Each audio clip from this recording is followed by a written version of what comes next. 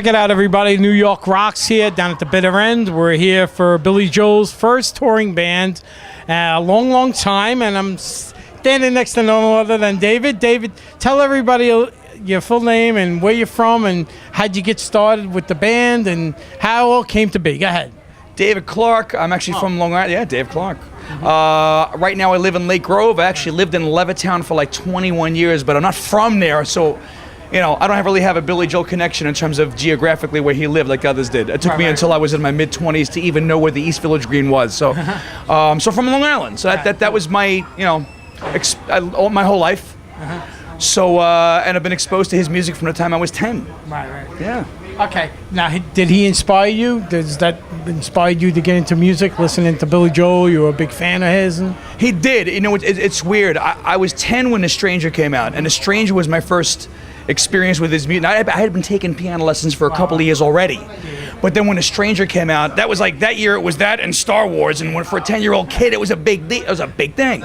So it changed how I played, and when my voice dropped into my teens, it changed how I sang.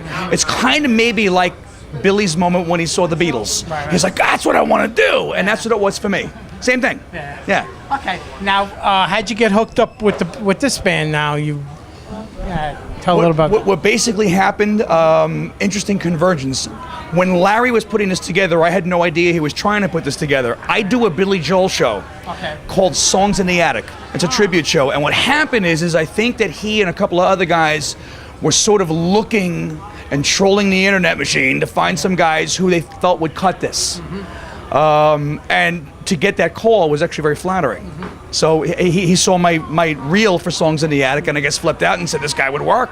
How long did it take you to get it together? Like, you did your rehearsals, and because you guys nailed it tonight. It was a great performance. We did. We had 2 full rehearsals as a band, but they went smoothly because everyone did what they should have done on their own.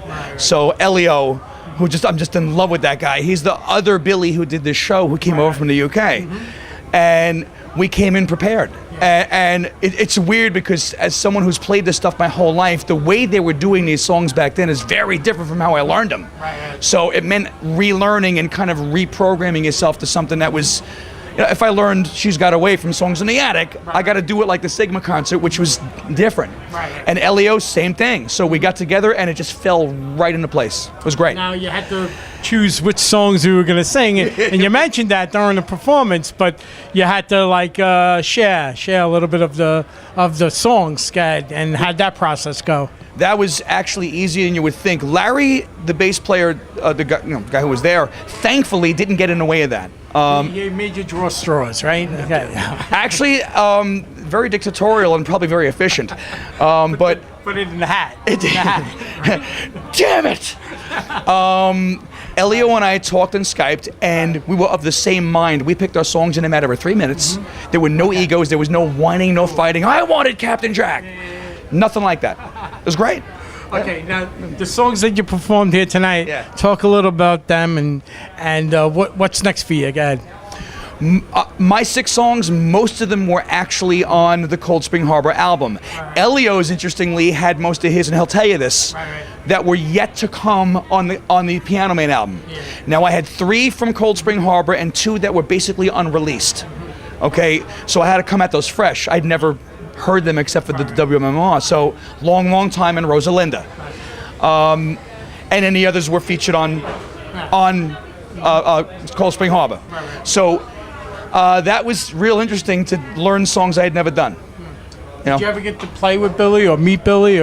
I met Billy once, maybe over 20 years ago when he was with Christy, and I was playing with this like old geezer band on a Make-A-Wish Foundation fundraising cruise. He was a Christy at the time, and he goes, hey, and he sees the podium where Christy's going to give a speech, and he goes, is this Mike omnidirectional or unidirectional? I said, well, it's a sure, you've sung on those. And he mumbled and walked away. And that was my meeting with Billy Joel. Thank you. Hey, I'm awesome. Hey, it's better than nothing, right? You actually got to meet one of your idols, one of your heroes, right? Briefly, yes, I did. Oh, cool. But how does it feel like working with guys actually that played with Billy Joel too?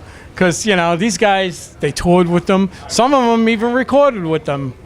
The thing is this is different, and it has a different tone to it and a different meaning to it than if I encountered other members of his band throughout the years that, you know, I've met Kanata and played with Kanata and some of those other guys. This is different.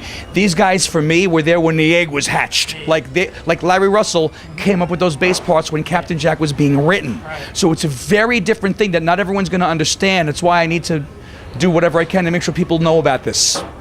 Your average casual, innocent man, Billy Joel fan doesn't know about this, and they need to know. They need to know. Yeah. Now, you're going to play next. You're going to go over to Philly, talk about that, and then let everybody know how they can find out more of what you're doing, too, because you probably have your own project. Yeah. Let them know about that, but you're heading to Philly. Go ahead. We are heading to Philadelphia at World Cafe on Tuesday. There's going to be a show and a meet and greet there. Right now, as of today, that's the last of these particular shows that are on the books. So I'm hoping changes as people find out.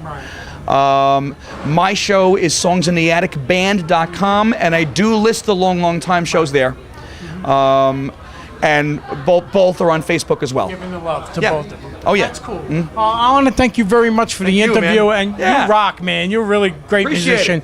Very talented guys over here. We're going to bring the other guy over. The other guy. The other guy. You know, I got the New York in me, too. I just can't get rid of it. Got to be polite, man. He's British. Elio. Elio. Okay, we're going to bring Elio over. I want to thank you very much. Best of luck, man. You're watching New York Rocks. Who rocks better than us? Nobody rocks like New York Rocks. We rock the best. All right, let's go bring on Elio.